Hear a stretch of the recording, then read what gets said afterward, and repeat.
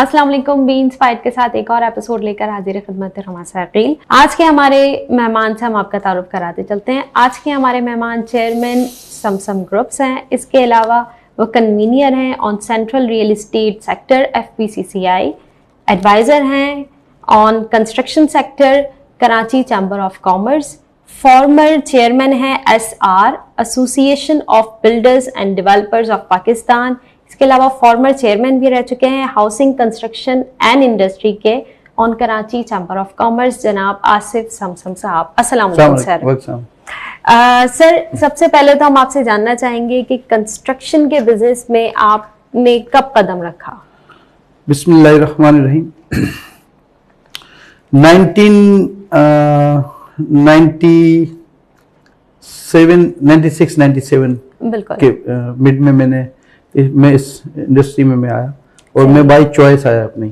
By choice आया sir. आपका family business था ये या नहीं? मेरा ये फैमिली बिजनेस नहीं है। ओके। मुझे शौक था, मुझे जुनून था इस काम का। तो 96 में हमने 96-97 यानी 96 के एंड में हमने ये काम शुरू किया और पहला जो मैंने प्रोजेक्ट किया कराची में वो लेमसी प्लाजा शॉपिंग मॉल था, वो 97 में हमने लॉन्च किया था। तो ये पहला प्रोजेक्ट था, पहला काम था। काम बिल्कुल मैं नया था, मैं बाई एजुकेशन कोई इंजीनियर नहीं हूँ, सिविल इंजीनियर नहीं हूँ, लेकिन लगन थी, शौक था। तो मैं समझता हूँ कि सेक्टर कोई भी हो, चाहे वो हाउसिंग का हो या कोई भी सेक्टर हो, अगर आपको लगन है, शौक है, तो मैं नहीं समझता कि आपको कोई रोक सकता है। बिल्कुल ऐसी है सर। अच्छा सर, उस टाइम पे क्योंकि बहुत ज़्यादा बिल्डर्स नहीं हुआ करते थे, बहुत ज़्यादा ये ट्रेंड नहीं था कि बिल्डर्स, जैसे अब हम सुनते आते हैं कि हमें काफ़ी सारे बिल्डर्स मार्केट में मिलते हैं, बड़े बड़े नाम, और काफ़ी पॉपुलर भी हैं, लेकिन उस टाइम पे ये ट्रेंड नहीं था। तो आपने किस तरह से अपना स्टार्ट किया और आपकी इंस्पिरेशन क्या थी? मतलब कंस्ट्रक्शन के बिजनेस में आने के लिए आपका ये शौक कैसे पैदा हुआ? देखिए, मैं तो आपको जैसे मैंने पहले कहा, मेरा ये शौक या आप समझे मुझे एक जुनून था, इश्क था कि मैं चाहता था कि मैं कंस्ट्रक्शन फील्ड में जाऊं शुरू से, बचपन से। बस बचपन से था। बिल्कुल। मुझे कोई कहता है ना बच्चा मुझे डॉक्टर बनना है, हाँ। कोई कहता है मुझे इंजीनियर बनना है, कोई कहता है मुझे कोई IT एक्सपर्ट बनना है। तो मैं ये हमेशा मैं कहता नहीं था, ये मैं आपको बता दूं, इसलिए कि ये मेरी ख्वाहिश हो सकती थी, मगर ये ऑन डिपेंड कि क्या अपॉर्चुनिटी मुझे मिलती है या नहीं मिलती। काफी चीजें ऐसी हैं जो आपके जहन में होंगी, जो आप करना चाहती होंगी, लेकिन वो आप नहीं कर सकी। तो इसमें कोई जीत या हार नहीं है। आप चाहती थी, लेकिन आपको कहीं किसी और फील्ड में जाना पड़ा। अब जब वहां आप गई तो आपको वहां सक्सेस मिलना शुरू हो गया, आपने वो शुरू कर दिया। तो हजारों ख्वाहिशें ऐसी कि हर ख्वाहिश पे दम निकले, तो ये मुमकिन नहीं है कि हम जो चाहें वो हो जाए। ये जरूर है कि जिस चीज का पैशन होगा, जो आपका शौक होगा, जो आपका इश्क होगा, आप अगर उसके पीछे लगेंगे तो मैं विटनेस हूं, यानी मैं अपनी जिंदगी के बारे में बता सकता हूं कि आपको वो मिलेगा, अल्लाह ताला आपको देगा। और अल्लाह से मांगा हमेशा और सोचा कि जो भी काम करूंगा। मैंने कहा कि जब मैं 96-97 में जब मैंने काम शुरू किया तो मैं ना बाय बर्थ इंजीनियर था, बहुत छोटा था मैं, बहुत थोड़े से पैसों से मैंने काम शुरू किया। सर, कितने अमाउंट से? मैंने 20 लाख रुपए से काम शुरू किया था, 20 लाख रुपए। ठीक है। और वो काम चलते चलते चलते चलते अब ये एक साइंस, हर फील्ड की, हर सेक्टर की एक साइंस है कि वो चलते चलते वो ग्रो करता गया। यानी आप समझ लें कि वो जो मैंने काम शुरू किया, तो मुझे एक स्टेज ऐसी भी आई उसी काम में कि मुझे लगा कि ये सारे पैसे भी मेरे चले जाएंगे और मेरे पास कुछ भी नहीं बचेगा। तो वो वक्त मैं नहीं भूल सकता हूं। फिर जब हम जैसे मैंने कहा कि प्रोजेक्ट एक लिया, टर्म्स पे लिया, महंगा लिया मैंने। जो जमीन मुझे 1 करोड़ की मिल सकती थी वो मैंने 3 करोड़ की ली, और मैंने उनको ये कहा कि आप मुझे टाइम दे दें, इसकी पैसे मैं नहीं अदा कर सकता हूं, मुझे टाइम दे दें, मुझे परमिशन दे दें कि मैं अप्रूवल कराऊं और मैं काम शुरू करूं। तो उन्होंने वो दी मुझे अपॉर्चुनिटी, लेकिन मैंने उसके बदले में उनको वो कीमत, उसका जो रेट था, जो उस वक्त का अगर मैं कैश में लेता उससे ज्यादा मैंने दी। तो ये एक चांस लिया मैंने, बिल्कुल, कि मैंने, आप समझे कि मेरा ये मानना है कि अगर आप कुछ बनना चाहते हैं तो आपको रिस्क लेना पड़ेगा। लेकिन रिस्क का मतलब ये नहीं है कि आप समंदर में कूद जाएंगे और आप ये समझेंगे कि दरिया पार हो जाएगा, ऐसा मुमकिन नहीं है। या मैं कोई तैयारा उड़ा लूंगा, ये मुमकिन नहीं है। मैं अपनी लिमिट में रह के कि क्या अगर मैं ये लूज कर जाता हूं तो मैं फिर से मैं वहीं खड़ा हूंगा ना जहां से स्टार्ट किया था। बिल्कुल ऐसे। तो ये मैंने खुद पे सोचा, मैंने सोचा कि मैं अगर कोई काम करने जाता हूं तो अगर मैं हार गया तो मैं यही सोचूंगा ना कि वो पैसे हार गया जो मैंने सारी जिंदगी कमाए थे, और अगर वो हार गया तो मुझे इसका गम इसलिए नहीं है कि मैं जब पैदा हुआ था तो मेरे हाथ में तो नहीं थे। तो मैं ये सोच के मैंने ये काम शुरू किया, और ये टर्निंग पॉइंट था मेरी जिंदगी का कि वहां पे जब मैं चलता गया तो उसके बाद मैंने पीछे मुड़ के नहीं देखा। मैं उसी फील्ड में, मुझे याद है कि जो पार्टनर, बहुत से पार्टनर थे मेरे, उसमें मैं अकेला नहीं था। मैं आपको बताऊं 5-6 लोग थे जो पार्टनर थे जिन्होंने थोड़ा थोड़ा पैसा उसमें लगाया। तो उनको मैं समझता था कि उनकी एक्सपर्टीज थी, तो मैंने उनके साथ ये स्टार्ट लिया कि आप अपनी एक्सपर्टीज का भी चार्ज करें मुझसे, मुझे जो प्रॉफिट मिलना है मेरे शेयर का उसमें भी आप अपनी प्रॉफिट में से उसका हिस्सा ले लें अपनी एक्सपर्टीज का। लेकिन एक शर्त जो मैंने रखी उनसे, जो आज जिसकी वजह से मैं, अल्लाह ताला ने मुझे मेरे माँ बाप की दुआओं से यहां पहुंचाया, कि जिसकी वजह से मैं आज ये आपके सामने ये बात कर रहा हूं, कि मैंने कहा कि मैं आपके साथ मिलकर काम करूंगा, मैं उस काम का मुआवजा नहीं लूंगा, बल्कि आप जो प्रॉफिट गेन करेंगे मैं अपने प्रॉफिट से भी आपको शेयर दूंगा उसमें। ये थी बिगिनिंग। यानी कोई क्यों करेगा, वो किसी को प्रॉफिट का हिस्सेदार भी बना रहा है, वर्किंग शेयर भी दे रहा है, वो काम भी खुद कर रहा है। तो ये बुनियाद थी मेरी कि मैंने उनसे ये कंडीशन रखी कि मैं काम करूंगा। जब मैंने काम करना शुरू किया तो लाजमी मैंने कहा ना कि मैं जीरो था, मुझे तो नहीं पता था, मगर आहिस्ता आहिस्ता जैसे जैसे वक्त गुजरता गया, फिर एक वक्त ऐसा आया कि एक टीम मुझे उसी प्रोजेक्ट में ऐसी मिली कि मुझे ही कमांड करनी पड़ी उस प्रोजेक्ट की। एक दूसरा प्रोजेक्ट शुरू किया उसके साथ ही, उसमें कमांड मुझे करनी पड़ी। तो उसमें जो टीम मिली मुझे, वो टीम इतनी तगड़ी मिली मुझे, ये आप अल्लाह ताला की तरफ से एक आप इनाम समझ लें कि उस टीम के साथ आज तक में वो टीम मेरे पास है, सिवाय एक इंजीनियर के जो के बूढ़े हो चुके हैं और वो लंदन चले गए बाद में। 20 साल उन्होंने मेरे साथ काम किया, तकरीबन 20-21 साल उस इंजीनियर ने।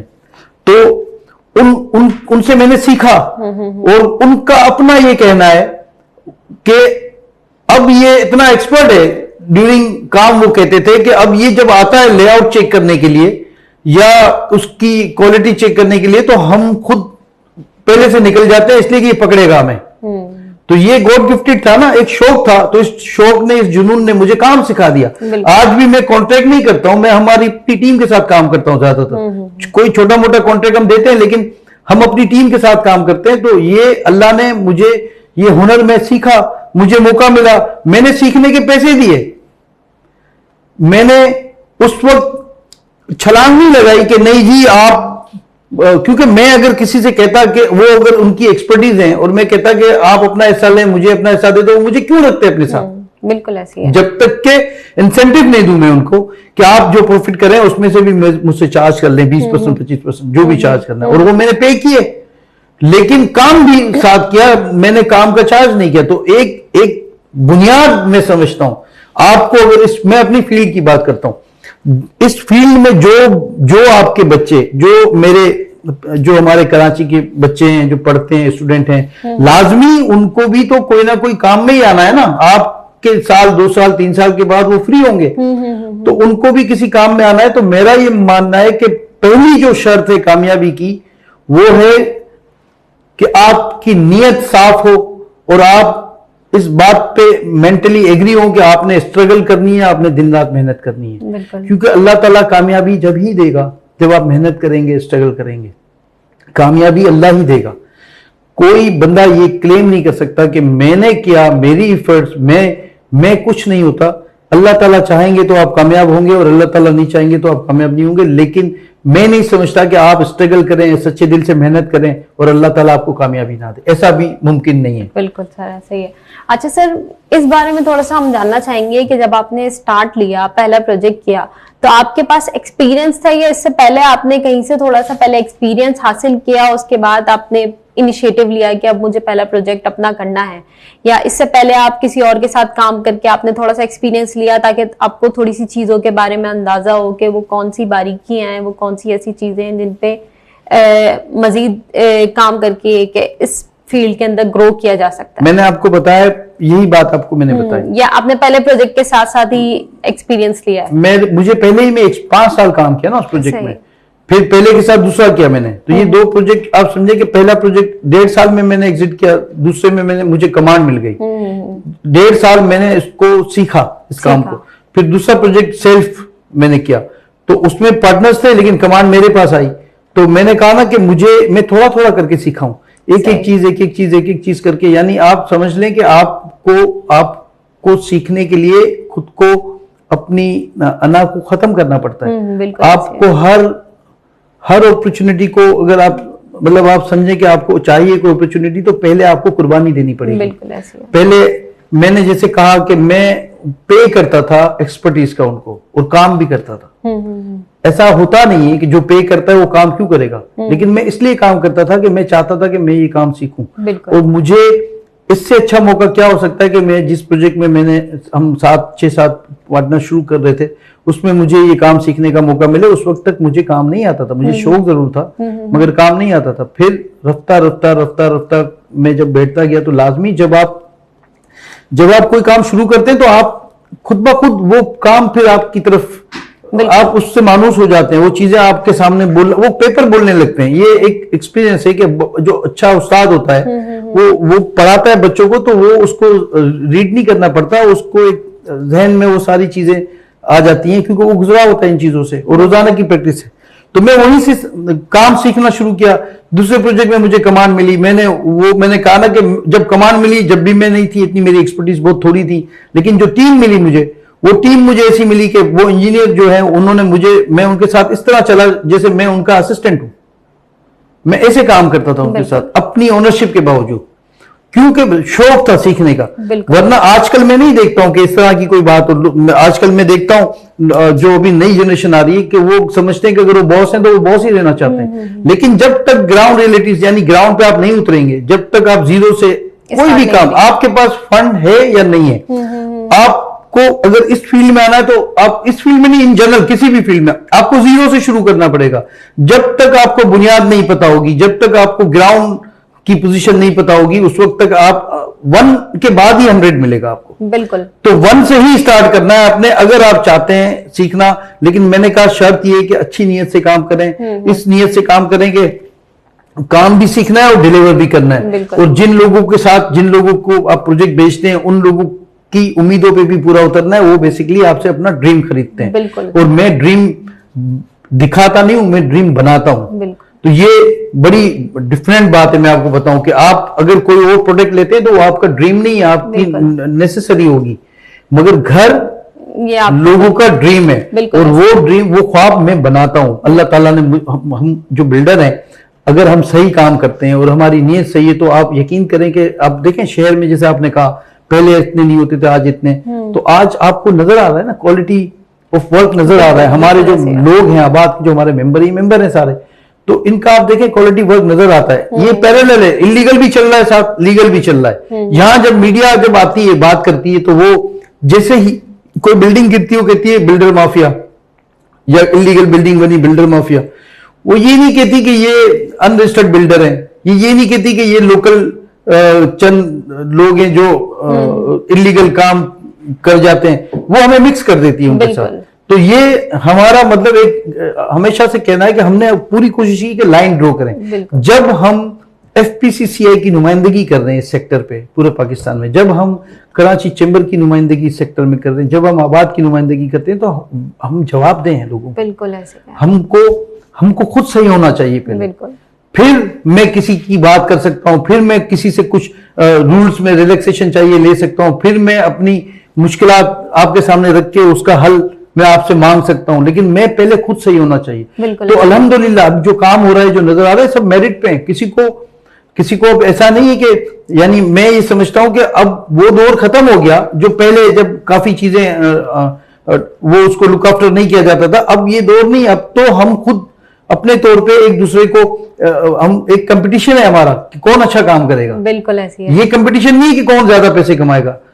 अच्छा काम करेंगे आप पैसे कम कमाएंगे, लेकिन ये कंपटीशन बन गया। ये हमने ये ट्रेंड शुरू किया शहर में कि आप मैं जो प्रोजेक्ट बनाता हूं, कभी आप अपने बच्चों को मैं आपको विजिट की दावत देता हूं। खालिद बिन वलीद बहुत दूर नहीं है आपसे।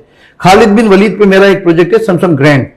आप अपनी एक टीम बनाएं स्टडी के लिए, मैं उनको ये विजिट कराता हूं। फिर आपने सिर्फ ये करना है कि जब वो विजिट कर लें तो इनके व्यूज रिकॉर्ड करने हैं और उसको प्रमोट भी करना है और मुझे भी भेजना है। प्रमोट इसलिए नहीं करना कि मैं तो भेज चुका हूं, लोग रहते हैं उसमें। प्रमोट इसलिए करना है कि लोगों को मोटिवेशन मिलती है। लोग जब अच्छा काम देखते हैं तो अच्छे काम को वो अप्रिशिएट करते हैं। जैसे मैंने 11 साल 12 साल पहले मैंने एक ट्रेंड शुरू किया कि मैं अपने प्रोजेक्ट पे साइन बोर्ड लगाता था। साइन बोर्ड अगर मैंने लिखा समसम, मेरा साइन है समसम, मैं समसम का जब साइन लगाता हूं तो इसका मतलब है जो दूर से भी कोई आ रहा है या कोई भी गुजर रहा है उस रोड से, उसको ये पता है ये समसम की बिल्डिंग है।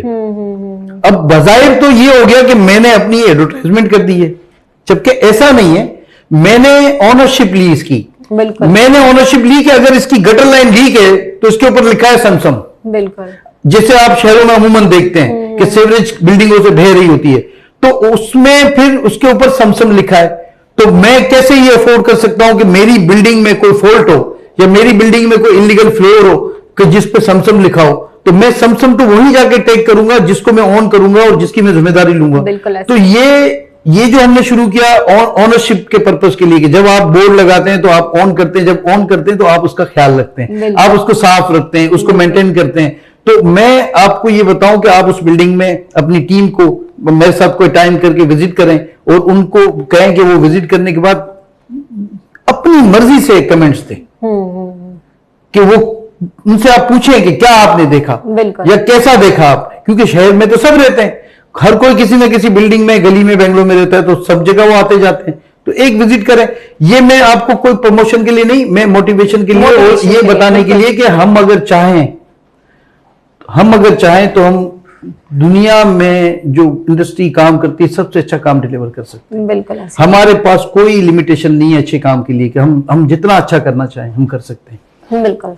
अच्छा सर, अगर कोई बच्चे अब इस तरफ आना चाहे कंस्ट्रक्शन बिजनेस की तरफ, तो आप उनको क्या सजेशन देंगे कि उन्हें अपनी कौन कौन सी स्किल्स पर तवज्जो देनी चाहिए, या उनके अंदर वो कौन कौन सी स्किल्स हैं जो होनी चाहिए, या वो कौन से स्टेप्स हैं जो वो फॉलो करें इनिशियल लेवल पे, जो उन्हें कोई एक्सपीरियंस भी नहीं है लेकिन आपकी तरह उन्हें भी शौक है इस फील्ड में आने का, तो उनके लिए आप थोड़ा सा कोई एडवाइस करें। मैं बड़ी सिंपल बात उनको ये कहना चाहूंगा उन बच्चों के लिए, क्योंकि ये हमारे बच्चे हैं, कि अगर आप चाहते हैं इस फील्ड में आना, तो आप अगर ये सोच के आ रहे हैं कि मैं जैसे ही इंटर होऊंगा मैं पैसे कमाऊंगा, तो आपको नहीं आना चाहिए इस फील्ड में। ठीक है, मैं इस सेंस में बात कर रहा हूं कि अगर आप सीख के काम करना चाहते हैं, बिल्कुल ऐसी है। तो मैंने जो जिंदगी में पहला काम किया, मैंने सीखने का पे किया। मैं नहीं कहता कि ये बच्चे पे करें, लेकिन मैं कहता हूं कि जब ये बच्चे निकलते हैं तो ये ना सोचें कि सैलरी कितनी है। अच्छी ऑर्गेनाइजेशन में जो बड़ा, देखिए ये अब दुनिया बहुत छोटी सी डब्बे के अंदर है। आप सर्च करें जो शहर में जिस जगह है, वो चाहे कराची में है, पंजाब में है, कहीं भी, पर पूरे पाकिस्तान की हम बात करते हैं, वो अपने एरिया में सर्च करें कि कौन अच्छे डेवलपर हैं, कौन बड़ा अच्छा काम कर रहे हैं। कोशिश करें कि उनके साथ या उनकी जो कंस्ट्रक्शन करने वाली टीम है, जो कॉन्ट्रैक्टर्स हैं, उनके साथ वो ज्वाइन करें खुद को कम से कम 6 माह के लिए।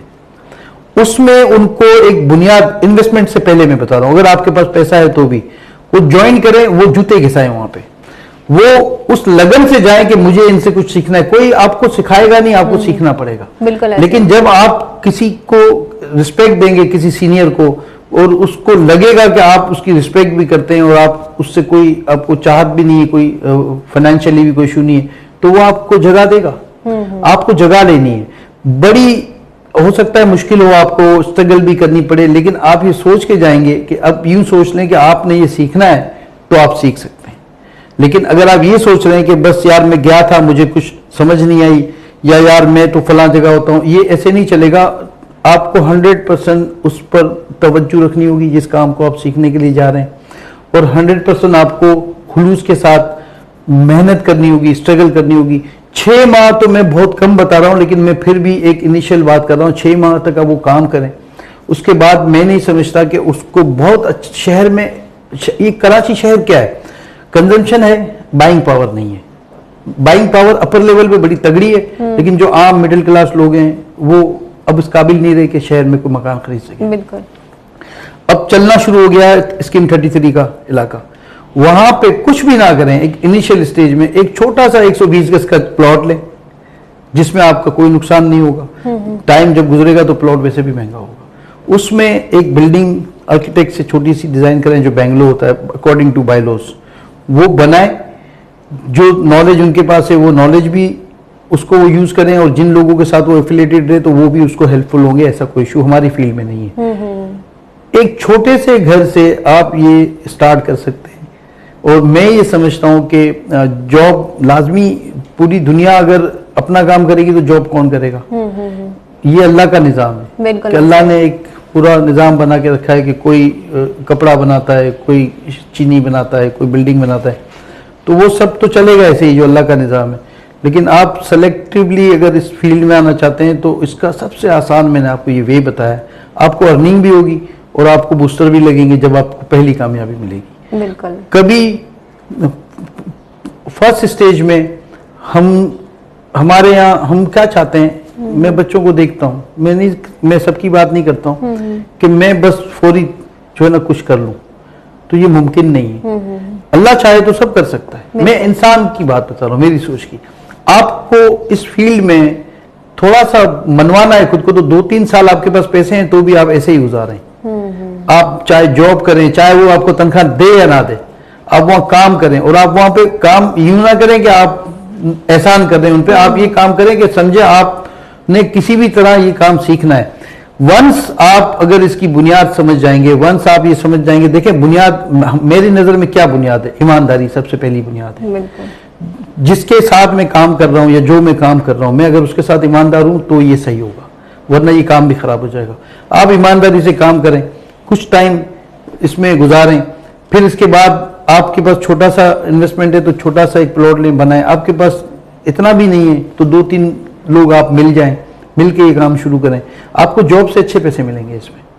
ये मैं गारंटीड आपको कहता हूँ कि जॉब से अच्छे पैसे आप कमाएंगे। और वंस जब आप एक मरतबा एंटर हो जाएंगे तो मैं नहीं समझता हूँ कि अगर आप खुलूस के साथ काम कर रहे हैं, नेक नीति से, और आप तैयार हैं, आप किसी भी तरह की मेहनत, आपका जूता मट्टी वाला हो जाए। मैं आबाद जाता हूँ तो हमारे आबाद में हमारे जो एडमिनिस्ट्रेटर हैं आबाद में, वो हमारे बड़े हैं, मैं बड़ी इज्जत करता हूँ उनकी, तो वो मुझे हमेशा जैसे ही मैं इंटर हो रहा होता हूँ तो मेरे शूज़ की तरफ उनकी नज़र होती है। और मैं या मेरे जैसे और भी होंगे, लेकिन मेरे शूज़ हमेशा गंदे होते हैं, तो मैं कोशिश करता हूँ कि गाड़ी में साफ करता हूँ वो शूज़ और फिर अंदर जाता हूँ। लेकिन कभी अगर भूल गया तो वो कहते कुछ नहीं है, मगर वैसे नज़र डालते हैं जूतों पे, तो मैं नॉर्मली रिप्लाई नहीं करता हूँ। लेकिन एक दिन मैंने उनको रिप्लाई किया, मैंने कहा कि मेरा काम है ये, मेरा रिस्क है ये, तो मैं क्या कर सकता हूँ? मैं उतरता हूँ अपने बिल्डिंग के खड्डों में, तो मैं सरिये पे चलता हूँ, शटरिंग पे चलता हूँ, भराई हो रही होती है छत पे, मैं उसको मॉनिटर कर रहा होता हूँ।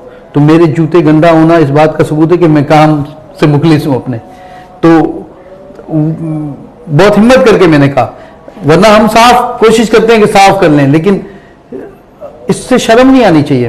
ठीक है, मैनर्स हैं, मैं भी इसका ख्याल रखता हूं कि साफ होने चाहिए, लेकिन हम जब फास्ट दिन में काम कर रहे होते हैं तो हम कहीं भी आना होता है, जाना होता है, तो जरूरी नहीं कि मैं उस पर ज्यादा तवज्जो नहीं देता कि मेरे जूते खराब हो गए, कोई बात नहीं, लेकिन काम में सीखता हूँ, काम में करता हूँ। आज भी मैं रोज सीखता हूँ। कोई ये कह दे कि मैं आज आ गया हूँ बहुत बड़ा यहाँ पे कोई माहिर तामीरात बन के, ऐसा नहीं है। मैं रोज सीखता हूँ, मैं घर से निकलता हूँ, मैं सीखना शुरू करता हूँ, जब तक घर जाता हूँ मैं सीख ही रहा होता हूँ। और ये दुनिया में मैं हर फील्ड में कि हम रोज सीखते हैं, कोई ये नहीं कह सकता कि मैं सीख गया और मुझे काम आ गया। तो यही बात उन बच्चों को जहन में रखनी चाहिए कि जैसे मैंने कहा कि इनिशियल स्टेज में उनको ये करना चाहिए कि छोटा मोटा, अगर इनके पास इन्वेस्टमेंट नहीं है तो भी कोई बात नहीं, इन्वेस्टमेंट है तो भी कोई बात नहीं, बहुत कम पैसे में भी अगर आपको सीखने का मौका मिले, ये शर्त है कि आप उस जगह को ज्वाइन करें जहां आपको फील्ड में सीखने का मौका मिले, तो आप जिंदगी भर जो है ना, मेरी इस बात पे वो लोग अप्रिशिएट करेंगे कि आज हमने ये किया और हम आगे पहुंच के। लेकिन इनिशियली वो सोचेगा कि मैं इंजीनियर हूं, मैं तो बहुत बड़ा बन गया और मुझे तो इतनी सैलरी फला चाहिए, तो वो फिर इस सिस्टम में रह नहीं सकेगा। अल्लाह ताला तो सबको कर सकता है। मैं आपको इंसानी सोच बताता हूं कि उसको खुद को मारना पड़ेगा। एक माँ बाप क्या करते हैं मैं आपको बताऊं, माँ बाप जो है ना अपने बच्चे को पढ़ाते हैं, लिखाते हैं, कितना बड़ी इन्वेस्टमेंट करते हैं उस पर एक इंजीनियर जब बच्चा बनता है तो कितने साल अपनी जिंदगी के वो देता है, कितने साल माँ बाप स्ट्रगल करते हैं, फिर कहीं जाके इंजीनियर बनता है। और जब वो फील्ड में आता है तो लाजमी माँ बाप जब उसकी बैचलर हो जाती है और जब उसको डिग्री मिलती है तो माँ बाप के लिए कामयाबी का सबसे बड़ा दिन होता है कि आज मेरा बच्चा जो है सक्सेसफुली इंजीनियर, चाहे फील्ड कोई भी हो। मेरा बेटा लॉयर है, छोटा है, बहुत छोटा बच्चा है मेरा, लेकिन लॉयर बन गया, अभी वो बैरिस्टर बन रहा है। तो क्या है मेरे लिए फख्र है। माँ बाप क्या चाहते हैं कि मेरा बच्चा मुझसे आगे जाए, हर बाप की ख्वाहिश होती है कि मेरा बच्चा मुझसे आगे निकले। तो उनकी उम्मीदें होती है, वो बच्चा उनकी उम्मीद होता है, वो सोचता है कि मैं मतलब ये अब मेरा बच्चा इंजीनियर बन गया, अब तो ये बड़ा। लेकिन जैसे ही वो फील्ड में कदम रखता है, अगर वो पहले से उसकी फील्ड या उसकी फैमिली बिजनेस ना हो और बिल्कुल नया हो, फाइनेंशियली भी वो इस तरह ना हो, या हो भी तो भी पहले ही जब वो कदम रखता है तो उसको अंदाजा होता है कि यार ये तो बड़ी मुश्किल दुनिया है। बिल्कुल ऐसे। और यहाँ पे तो जैसे मैंने सोचा था, जो मेरे ख्वाब थे, ऐसा कुछ नहीं है, जबकि उसकी ये सोच गलत है। ये वक्ती तौर पे है, इसके साथ ये स्टार्ट है उसको इस स्टार्ट को अगर ठीक रखा उसने मैंने कहा ना कि बगैर पैसे के भी अगर उसको 6 माह साल काम करना पड़े, लेकिन उस जगह पे जहां उसको सीखने का, फील्ड में काम करने का मौका मिले, तो वो जिंदगी भर जो है वो खुश रहेगा। और अगर कम भी पैसे मिल रहे हो तो अच्छी जगह पे जहां पे काम का मौका हो वहां पे उसको अपॉर्चुनिटी लेनी चाहिए, चाहे फिर उसके बाद वो इन्वेस्टमेंट करे, चाहे वो जॉब करे, कोई इशू नहीं है। लेकिन इसके लिए उसको ये कुर्बानी, यानी आप समझ लें कि एक बच्चा सिविल इंजीनियर बनने के बाद 2 साल जो है उसको इस स्ट्रगल में लगाने चाहिए। 2 साल का मतलब घर पे सोना नहीं चाहिए कि मैंने कोई काम ही नहीं करना और मैं 2 साल के बाद मैं खुद ही रेडी हो जाऊंगा, ऐसा नहीं है। इंजीनियर्स के लिए भी इस माशरे में बड़ी परेशानियां हैं, डॉक्टर्स के लिए भी हैं। इंजीनियर्स के हवाले से जब आप बात करते हैं तो मुझे एक लतीफ़ा याद आया कि हमारे दोस्त थे, उन्होंने मुझे सुनाया, कहा कि वो जा रहे थे, मतलब एक वाकया बताया कि गाड़ी में जा रहा था बंदा, तो 2 दोस्त जा रहे थे, तो उनके आगे से काली बिल्ली गुजर गई। तो एक लोगों का, हमारा तो नहीं है खैर, लोगों का होता है कि जी कि हाँ मिट के जी अब हमें रास्ता बदल लेना चाहिए। तो उसने जैसे ही काली बिल्ली निकली तो उसने ब्रेक मारी और अपनी गाड़ी को रोक ली कि ये काली बिल्ली गुजर गई है, मतलब वो मोड़ने की नीयत से। तो जैसे ही वो रुका तो बिल्ली ने उनकी तरफ देखा और आई ड्राइवर सीट के पास और उसको कहने लगी कि वापस जाने का मत सोच, गुजर जा, अब इससे बुरा तेरे साथ क्या होगा कि तू इंजीनियर बन गया है। आप समझे बात, मतलब एक मुश्किल उसकी, यानी एक इंजीनियर बनने के बाद उसको अपॉर्चुनिटी नहीं मिलती। लेकिन अगर रियल अपॉर्चुनिटी चाहिए तो उसको जब तक देखिए स्किल आपकी होगी तो हर कोई आपको पिक करेगा। बिल्कुल ऐसी स्किल आपने खुद बनानी है। आपने जो पढ़ा लिखा हो बहुत अच्छी बात है, लाजमी बुनियाद तो यही है आपकी, लेकिन बुनियाद के बाद जब प्रैक्टिकल आप जिंदगी में जाते हैं तो मैं ये समझता हूं कि कोशिश करनी चाहिए। बल्कि मैं तो आपको ये भी बता दूं कि मुझे याद है सर सैयद यूनिवर्सिटी के कुछ बच्चे हमारे पास इसी सेगमेंट पे हमारे पास आए थे और हमने उनको खुद ऑफर की थी कि आप आए हमारे प्रोजेक्ट में, आप काम करें 2 महीने 4 महीने 6 महीने जब भी आपको काम करना है। अगर आपको इस दौरान कोई अच्छी अपॉर्चुनिटी मिलती है, आप समझते हैं पिक कर लेंगे, आप उसको चेक कर लेंगे, तो हम आपकी इस बात पे खुश हैं, हम आपका साथ देने के लिए तैयार हैं। कि कुछ आए मेरे पास लड़के, उनको फॉरेन जॉब मिल गई, मतलब वो बाहर चले गए, तो मुझे बुरा नहीं लगा। जबकि मुझे तकलीफ ये होती है कि एक बच्चे को मैं सिस्टम में शामिल करता हूँ, अचानक से वो निकलता है तो फिर वो हमारा एक जगह खाली रह जाती है और वो हर्डल करता है हमें कि एक प्रोसेस चल रहा था, ये नहीं समझे कि एक प्रोसेस चल रहा था, बीच में से एक उसकी पिन निकल गई है। तो लेकिन ये अपनी जगह पे, मगर मैं समझता हूँ कि हम खुद भी समझते हैं कि ऐसी जगह पे जहाँ काम शुरू हो उन बच्चों को वो ज्वाइन करना चाहिए 6 महीने साल, ये सोच के नहीं कि मैं तो इंजीनियर हूँ बड़ा हूँ, बिल्कुल डाउन टू अर्थ रह के उसको काम करना चाहिए। बिकॉज उसको वो जीरो है उस फील्ड में, प्रैक्टिकल में। बिल्कुल सही है। अजय सर, मैं ये भी जानना चाहूंगी कि क्या आप ऐसा मौका देते हैं बच्चों को, जो आने वाले बच्चे जो इस फील्ड में आना चाहते हैं, स्टूडेंट्स हैं या फिर और कोई बच्चे हैं आना चाहते हैं, तो उन्हें आप ऐसी कोई अपॉर्चुनिटी देते हैं कि वो आपके साथ आपके प्रोजेक्ट्स के अंदर काम करें, सीखने का मौका आप उन्हें दें और वो काम को सीखें ताकि वो आगे जाके? देखिए, मैं एक आपके आपका जो जिना यूनिवर्सिटी का चैनल आपका प्राइवेट, उसके तवज्जुह से मैं ये मैसेज देता हूँ उन बच्चों को कि जो मेरे प्रोजेक्ट हैं, लाजमी एक प्रोजेक्ट में 2 बच्चे 3 बच्चे से ज़्यादा नहीं चलते, तो वो मेरे पास आए।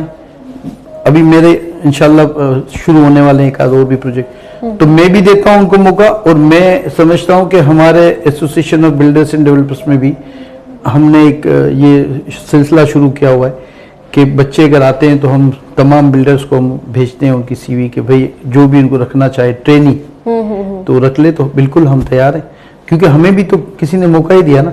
बिल्कुल, हम भी कोई बाई बर्थ तो नहीं है इस फील्ड के। अगर हम कहते हैं कि जी हम बहुत एक्सपर्ट हैं, हमारी क्वालिटी बहुत अच्छी होती है, मैं कहता हूँ, इसीलिए मैंने विजिट की दावत भी दी है आपको। बिल्कुल। तो उनको हम भी मौका देंगे, और मैं सबसे कहता हूँ कि सबको मौका देना चाहिए, इसलिए कि हम सबकी ये जिम्मेदारी है। जब अल्लाह ने हमारा हाथ पकड़ा है तो हमारी ये जिम्मेदारी है कि हम उनका हाथ पकड़ें। ये अल्लाह का निजाम है। बिल्कुल ऐसे ही है।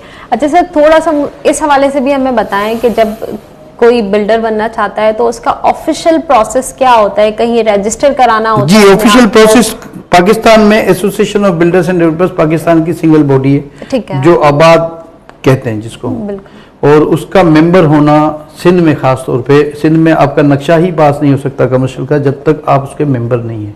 मेंबर बनने का प्रोसेस बहुत सिंपल है कि आपके पास जो भी आबाद का मेंबर बनना चाहे उसके पास 400 गज का कमर्शियल कम से कम प्लॉट उसके नाम पे होना चाहिए। अच्छा, तो वो एलिजिबल है इसमें मेंबरशिप के लिए। फिर उसके बाद वही प्रोसीजर है जो बाकी एसोसिएशन में, कि एनटीएन नंबर होना चाहिए आपका बैंक अकाउंट होना चाहिए, टैक्स पे एनटीएन नंबर। तो ये बस 2-3-4 चीजें हैं। कंपनी होनी चाहिए, आपका लोकेशन होनी चाहिए, ऑफिस होना चाहिए। तो फिर एक सेकेंड स्टेज पे आता है कि जब हमारी एक कमेटी आबाद में जो मेंबरशिप कमेटी कहलाती है, तो वो फिर जब वो अप्लाई करते हैं तो वो कॉल करती है उनको, उनका इंटरव्यू लेती है, उनका थोड़ा रेफरेंस चेक करती है, और जैसे ही आप अप्लाई करते हैं उस वक्त फॉर्म में 2 लोग आपको प्रपोज करते हैं, एक फर्स्ट और एक सेकंड करता है उसको, तो वो हमारे आबाद के सीनियर मेंबर होते हैं। तो उससे हमें ये तसल्ली होती है कि ये लोग इनको जानते हैं, और इसी वजह से उन्होंने उनको प्रपोज किया है। फिर हमारी कमेटी जब उनका इंटरव्यू लेती है, वो मुतमईन होती है, तो फिर वो मेंबरशिप दे दी जाती है। ओके, आप यहाँ तशरीफ लाए और अपने कीमती वक्त में से आपने हमारे लिए कुछ वक्त निकाला। तो इसी के साथ आज का हमारा एपिसोड यहीं पे इख्तिताम पजीर हुआ। एक बार फिर से आपके सामने हाजिर होंगे एक नए मेहमान के साथ, एक नए एपिसोड के साथ। तब तक के लिए अल्लाह हाफिज।